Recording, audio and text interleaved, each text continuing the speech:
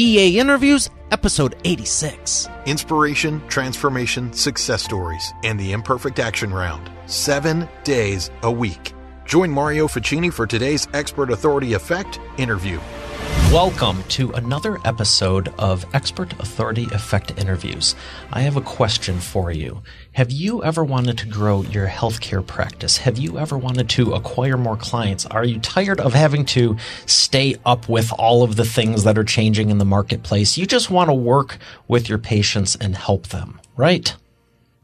Well, I have a treat for you. I have Dr. Rachel Haviland with us today. She's an author, a speaker, and healthcare marketing professional, and she's going to be coming up right after we thank our sponsor to be sharing with you the best practices to get more clients to your practice and grow it, acquire more clients so you can help them have a better life.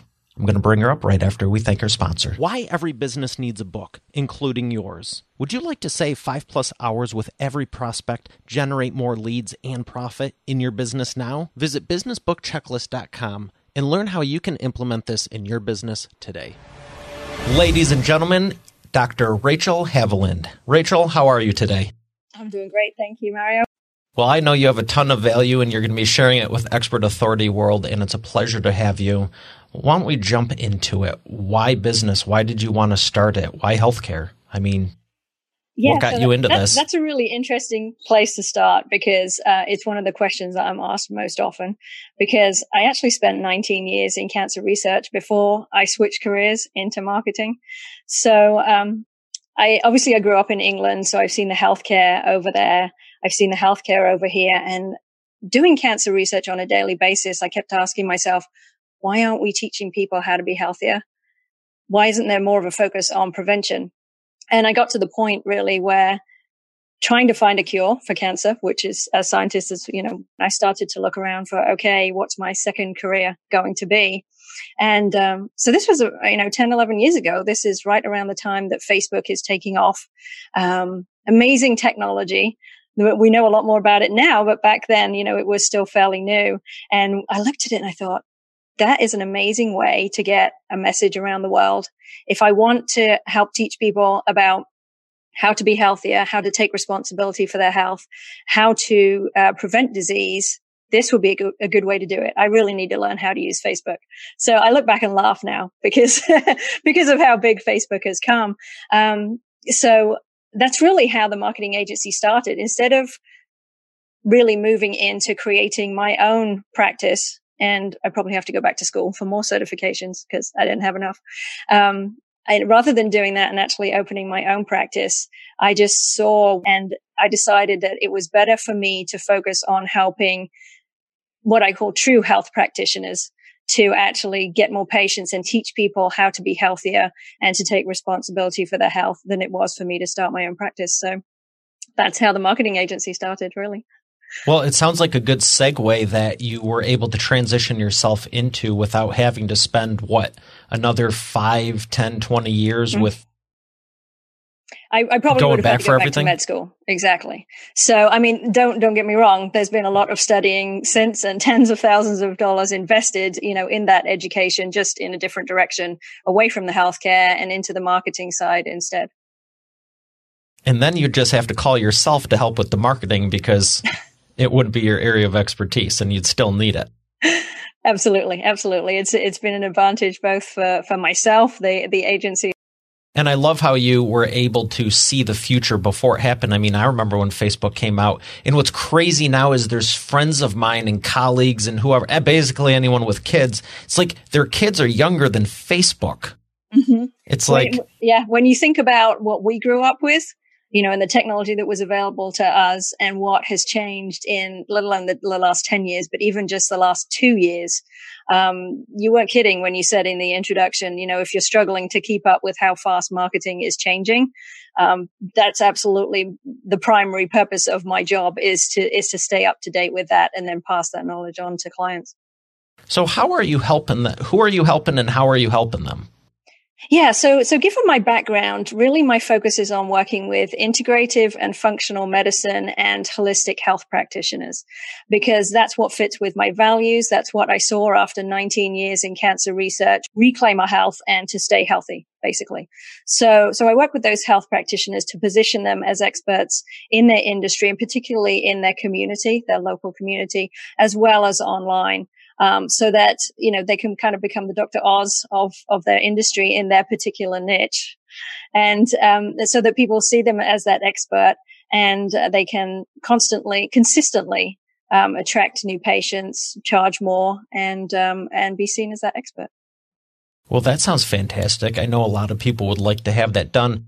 I'm sure you can't get into the proprietary nature of everything you do, but why don't you give us a synopsis of how are you actually doing it? I mean, if someone comes to you right now, which they should, call her.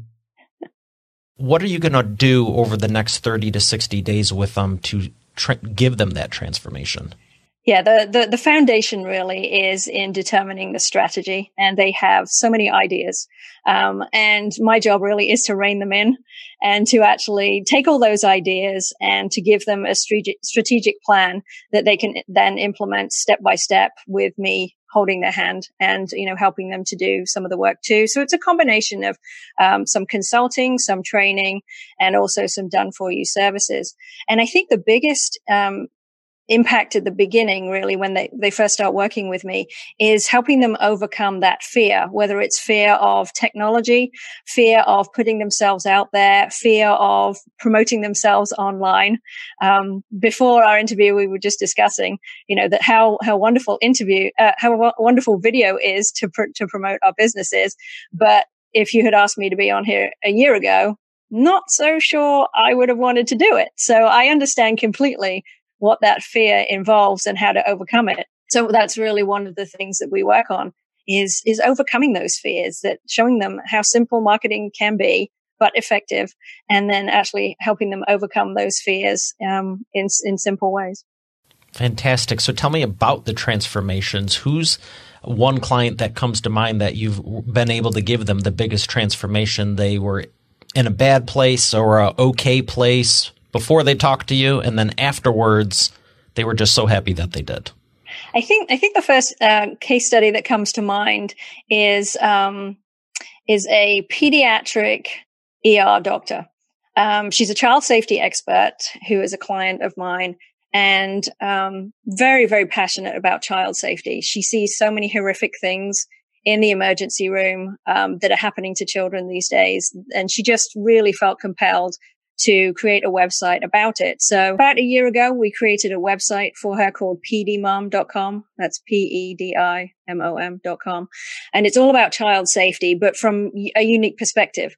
So she has articles on there from professionals just like her, doctors, and she also has articles from parents and then also from teenagers and from kids. So you're getting the different perspectives of, from the different angles, which you don't usually get. So from that point of view, it was a very unique project. She spends a lot of time researching the apps, the games, the social media that our kids are on and reporting back on the dangers, basically. That's her niche. And, a year ago, we posted a blog post she had found in a video on YouTube Kids, which is that's an app that's specifically designed for kids. She found this video where right in the center of the video was spliced these suicide tips, which is not what you want your children to be seeing. How did that even get through? Exactly. That has been a question ever since it's now been reported to YouTube and has been removed. And she's had a big impact in actually helping, YouTube to figure out how to determine this, because it was just a kid's cartoon. And then spliced in the center of it, maliciously, obviously, was a 7-second clip of somebody talking about committing suicide. Cut a long story short, in January of this year, that blog post of hers went viral on social media. Obviously, parents were horrified that this kind of thing is going on. Most of the time, they just stick their kids in front of YouTube Kids and just let the videos run, and they don't think about it. So it went viral online. Then it got picked up by the media. She was picked up by she was contacted by BuzzFeed and Yahoo News, and interviewed about this video and what parents needed to look for. And within, say, a 5-day period, we went from just, two or 300 visits per day to over 20,000 visits per day on her website. Then, the Washington Post picked up and asked for her an interview. And I said, okay, hold on a second. We need to do some stuff here. Can you put them off for a couple of days? Because when you get that kind of exposure, you need to switch your servers so that they don't crash. So we had to move the entire site to a new server. And I said, okay, we're good. You can let them publish, the interview. It was published on a Sunday night. So within 36 hours, we'd had 65,000 visits to the site, and it just went up from there. And in the 6 weeks, that this went viral, we had over 1 million visits to the website. Wow. Mm-hmm. That's fantastic. It happened incredibly fast, and the engagement is wonderful, but it's like a flood. You get so many comments, so many interactions, so many private messages. At one point, we were fielding, 2 to 3 requests for interviews per hour, because then it went off around the world. She was interviewed in multiple different countries. But yeah, these are good problems. Good problems to have. Yeah. But what was interesting was then the trolls come out. And that's the problem that you kind of know is coming. And the blue-haired ones, the green-haired, or the red-haired ones? They often are green-haired, little monsters. And I think that's one of the things that creates a lot of fear in people, is actually being out there and being criticized and how to deal with that kind of criticism and rejection. Well, this was on mass scale. I've never seen anything like it. I actually had to shield her from a lot of the trolls that were out there, but she took the brunt of it. But there were some really nasty ones that I deleted. They hide behind, the basic anonymity that you have online. And even some people that, don't care about anonymity, they can be really, really mean. But at least she knows next time it happens, she's like, well, I dealt with that. Nothing happened. I didn't die. I can deal with it next time. Well, I hope she doesn't have to go through the negative again, but I'm happy to hear she had a lot of positive out of it too. Yeah. So now we're leveraging that, that credibility and that authority into consulting, speaking gigs, and she's working on a coaching program for parents as well. That's fantastic. How are you leveraging video? Let's talk about that. Yeah. So I remember that one of the first time I spoke on stage, it was terrifying. So you stick me in front of a camera, it's even more terrifying. I understand completely where my clients are coming from when they say, I don't want to be on camera. So it's much easier to write a blog post or even do a podcast, guest podcasting, because people can't see you. But video really is where things are going. And it's something I've had to ease myself into gently, and something that I work with clients on. So it's much easier to do video like this, being interviewed. So one of the first things that we start people with is a podcast interview, because even though we record them on Zoom, we just use the audio. But it gives them a chance to actually see what it feels like to be on video without actually, having the pressure of using the video. And then we can ease them into doing video interviews like this, where they can be on screen with me. And then gently, as they get used to it, then ease them into, them creating videos, them doing Facebook Lives just on their own once they gain that confidence. Well, I got to give you credit to what you were telling me before we went live, because you have to be insane to go live, let alone do it on video. But audio is where a lot of people like, as you were saying, because you can hide on there. And I got to admit, when people ask me to do interviews, I love doing them. And it's honestly like kind of relaxing and a break for me, because I don't have to go through 48 things on the checklist. It's just one, make sure the mic's on. Yes. But the downside is, you can't read the nuances. There's no body language. You can't tell an emotion. You can't see the person. So I think it makes it more difficult. And when you were saying you use the video for the audio, even if you're not doing it live or recording it, I was like, that is genius, because I have no doubt it makes for a better interview. What's your experience doing it both ways? It really does make a difference. And that was once we started, we switched away from doing live interviews on Blog Talk Radio and switched to pre-recording them. It was so much easier, so much more relaxed. We could do it at our own convenience. And I thought, do I want to do this as a teleconference, call into this line and we'll record it? I thought, no, we have Zoom. Why don't we do it on video? It's so much nicer to feel like you're there in person. You can see their facial expressions. When they're ready to answer your question, or they're getting ready to interrupt you, what you're saying at that point. And it just makes for a much easier flow.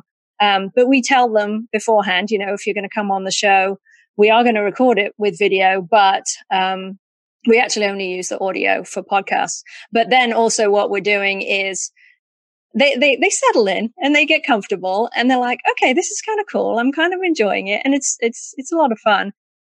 So I will actually take a couple of clips of their interview and as video and use those to promote the show. And I just show them and say, hey, these were great segments of what you said on the podcast. Is it okay if I share these as video?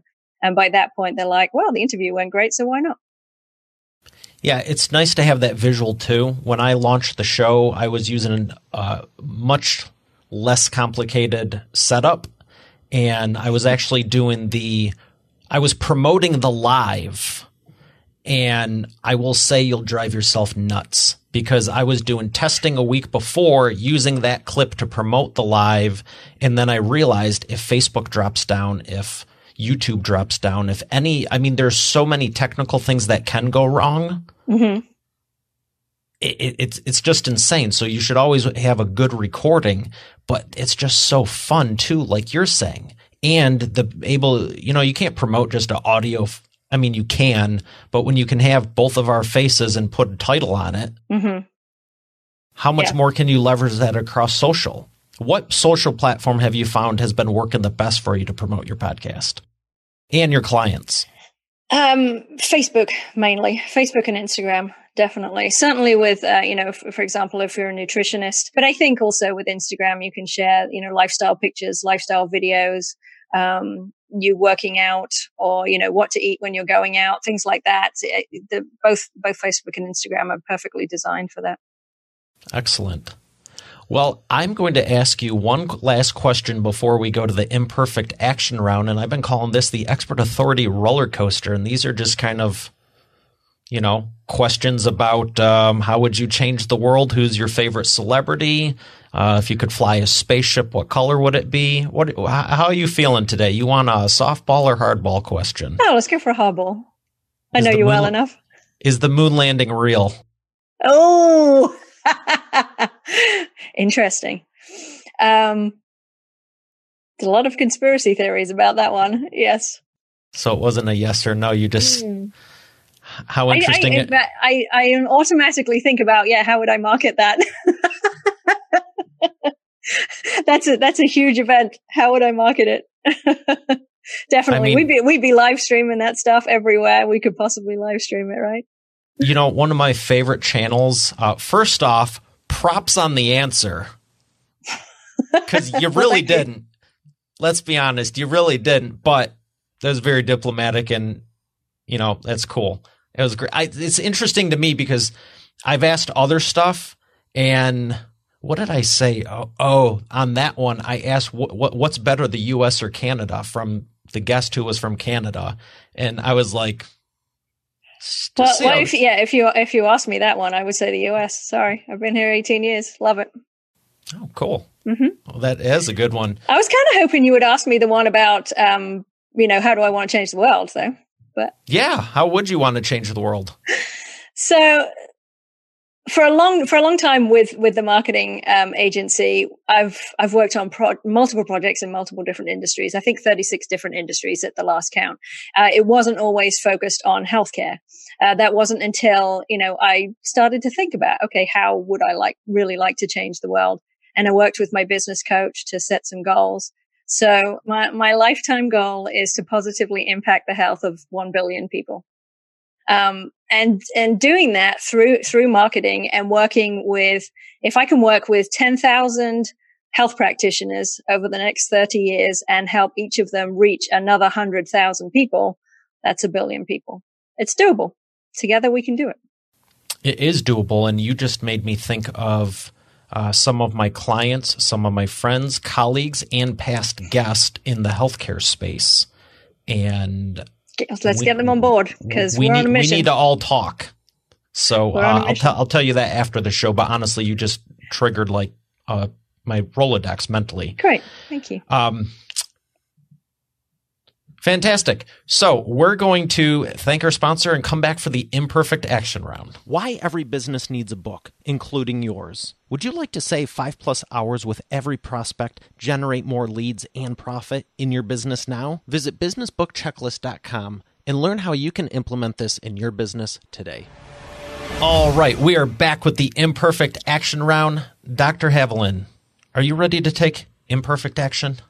I am. I highly embrace imperfect action. It's the only way to get things done. Absolutely. So 60-second rapid-fire questions. Number 1, what is the fastest path to the cash? I think the fastest path to cash for my clients is really a shift in philosophy. So a lot of them come to me and they want lead generation. They want to get more patients and they're focused on cash flow of the practice. And don't get me wrong. I'm not saying that sales aren't important. Obviously, if you don't have sales, you don't have a business. I'm not saying that at all. I work on helping them shift their perspective slightly towards focusing on service instead, getting them back to what their mission is, why they want to serve their clients, who their best clients are, what they need when they come as patients to them, and how they can best help them get results quickly. Because once you switch back into that service aspect again, you can just see their eyes light up. That passion comes back and all that stress and resistance is gone. So I think the fastest path to cash is to focus on service. Excellent. Number 2, what is the biggest problem you see your prospects making and the fastest way they can fix it? I think the biggest problem really is not thinking strategically. I get a lot of people come to me where they've tried various different marketing tactics. It's easy to find tactics online. You can easily Google, say, how do I use Instagram to promote my business? How do I use Facebook to promote my business? But unless you bring it all together into a strategic plan, it's just not going to work. And not thinking strategically leads to short-term thinking. They're just thinking about, okay, what are the short-term marketing techniques that I can use now to create cash now versus going back to, okay, what's the long-term plan for this business? Number 3, what is the best way to maximize customer lifetime value? I think it really comes back to overcoming that fear of being the face of your practice or your business, being willing to be authentic, transparent, and vulnerable online, and through video, and really connecting with people through video. It's hard. It's really hard. I appreciate that. It's something I still struggle with. But it's through that vulnerability and that authenticity that you will make those true connections, build those relationships, and ultimately grow your business. I like that. I like that a lot. Second from last. Books. What is the best book you could recommend? Oh, the best book. Pretty much anything by Tim Ferriss. As a scientist, I love his experimental approach, the way he, comes up with different ideas and then tests how best to hack it, basically. Excellent. Well, I appreciate everything you've shared. I know Expert Authority World has also. Where can we find and learn more information about what you're doing and you? So my website is rachelhaviland.com. That's Haviland, Haviland, and also the Health Marketing Academy. So the Health Marketing Academy is where health practitioners get to see behind the scenes on successful marketing campaigns and actually get ideas and inspiration for their own campaigns as well. And you can learn more about that at healthmarketingacademy.com. Excellent. I'll make sure that's in the show notes as well. Dr. Haviland, it's been a pleasure having you here. Thank you for sharing. Pleasure has been all mine. Thanks, Mario. All right, Expert Authority World, we have another great episode. I'll see you on tomorrow's. Why every business needs a book, including yours. Would you like to save 5+ hours with every prospect, generate more leads and profit in your business now? Visit businessbookchecklist.com and learn how you can implement this in your business today. Hey, thanks for listening to today's episode. I hope you got a lot out of it. I know I sure did. If you haven't done so already, I invite you to subscribe to the show. And also be sure to check out eainterviews.com for complete show notes, the full interview video experience, links to the resources we mentioned, and more. Have a blessed day, and I'll see you tomorrow.